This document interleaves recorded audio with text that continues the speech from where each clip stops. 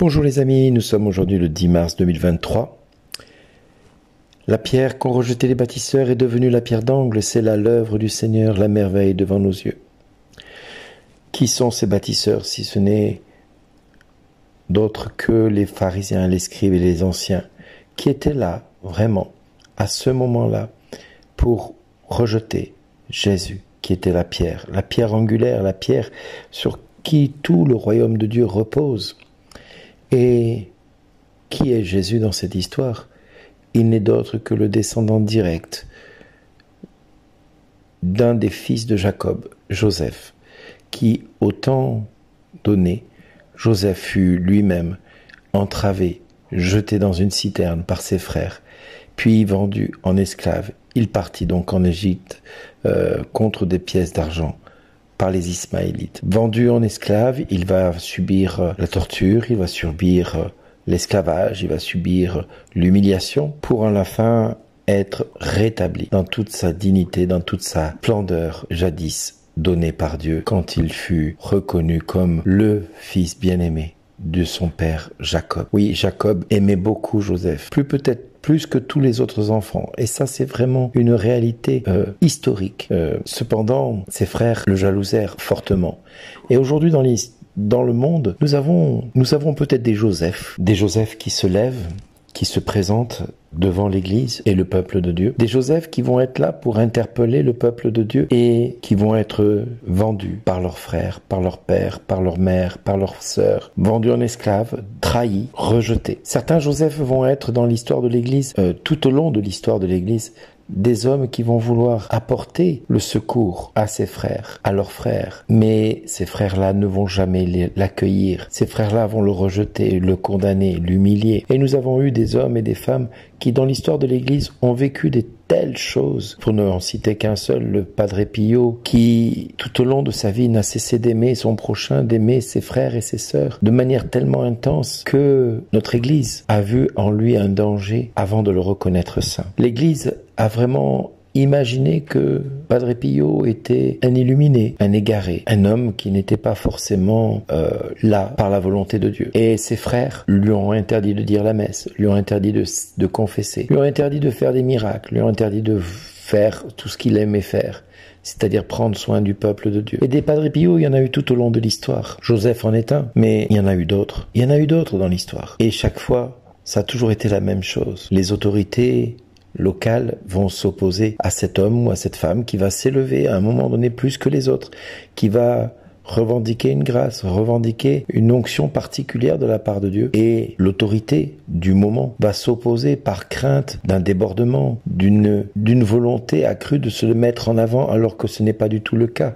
On pense aux voyants de Notre-Dame-du-Lot ou de la Salette, à Medjugorje, à Fatima, à Garabandal, à Lourdes. Toutes ces personnes qui ont dit avoir vu Marie, avoir vu des choses un peu particulières de la part de Dieu, ont souvent été persécutés par leurs contemporains. Que ce soit l'Église ou le public ou le monde, ils n'ont jamais été accueillis en tant que tels. Plus tard, après leur décès, l'Église les a reconnus comme étant saints, les a reconnus comme ayant eu une grâce particulière. Et aujourd'hui, des pèlerinages s'organisent un peu partout pour aller voir le lieu où Padre Pio a vécu pendant des années.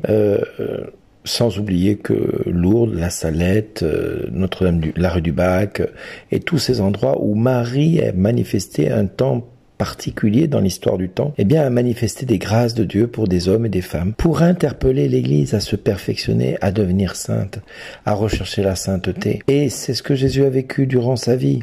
La pierre qu'ont rejetée les bâtisseurs est devenue la pierre d'angle. C'est là l'œuvre du Seigneur, la merveille devant nos yeux. Et le psaume nous le fera comprendre aussi quand il dira « Cherchez le Seigneur et sa puissance, souvenez-vous des merveilles qu'il a faites, vous, la race d'Abraham, son serviteur, les fils de Jacob qu'il a choisis. Il appela sur le pays la famine, les privant de toutes ressources. Mais devant eux, il envoya un homme, Joseph, qui fut vendu comme esclave. On lui mit des entraves aux pieds, on lui passe des fers au cou. Il souffrait pour la parole du Seigneur jusqu'au jour où s'accomplit la prédiction. Le roi ordonne qu'il soit relâché, le maître des peuples, qu'il soit libéré. Il fait de lui le chef de sa maison, le maître de tous ses biens. Et c'est ainsi que Joseph va être rétabli dans sa dignité de fils de Dieu, de fils d'Abraham, fils de Jacob, et qu'il va pouvoir venir au secours de ses frères. Eh bien oui, Padre Pio a été, à un moment donné, un homme parmi tant d'autres qui a pu apporter à l'Église un message sur la miséricorde de Dieu, l'amour de Dieu. Et aujourd'hui, des quantités de gens vont sur ce lieu pour se recueillir et pour méditer le chemin de Padre Pio, qui a été un chemin de souffrance, de rejet, de condamnation par les autorités locales, par les autorités publiques, par les autorités d'église. Et oui, il n'en demeure pas moins qu'aujourd'hui, nous pouvons prendre exemple sur eux pour nous montrer que, quand bien même vos frères, vos sœurs, vos parents viennent à vous rejeter, ne craignez pas. Ne craignez jamais cela, car c'est la volonté de Dieu sur nous, sur terre, pour nous sur terre. Et c'est sa volonté qui veut que nous soyons, nous aussi, à la lumière de l'Évangile, des lumières parmi toutes les nations, des lumières qui allons peut-être apporter une bénédiction auprès de ceux qui nous entourent, auprès de ceux qui sont proches dans notre cœur, dans la foi, d'être comme Jésus, une pierre que d'autres vont rejeter, mais une pierre qui peut devenir une pierre d'angle sur laquelle l'Église va pouvoir reposer à un moment donné dans notre vie, quelque chose de particulier, un message particulier pour le peuple de Dieu, pour les hommes de ce monde. Malheur à moi si je ne témoigne pas, dira Paul, malheur à moi si je me tais. Oui, parce que Dieu nous invite à témoigner quand bien même nous serions rejetés par ceux qui nous sont chers à notre cœur. Oui, frères et sœurs, n'ayons crainte de rien, car Jésus a vaincu le monde et il a fait de nous des témoins pour proclamer la bonne nouvelle jusqu'aux extrémités de la terre, quand bien même ceux qui seront à nos côtés viendraient à nous rejeter. Soyons comme Jésus, une pierre qui va devenir une pierre essentielle à l'édifice du corps du Christ qu'est l'Église. Et c'est à travers cette Église que Dieu veut que nous soyons tous et toutes aujourd'hui des témoins fidèles de son amour. Frères et sœurs, gardez cela dans votre cœur.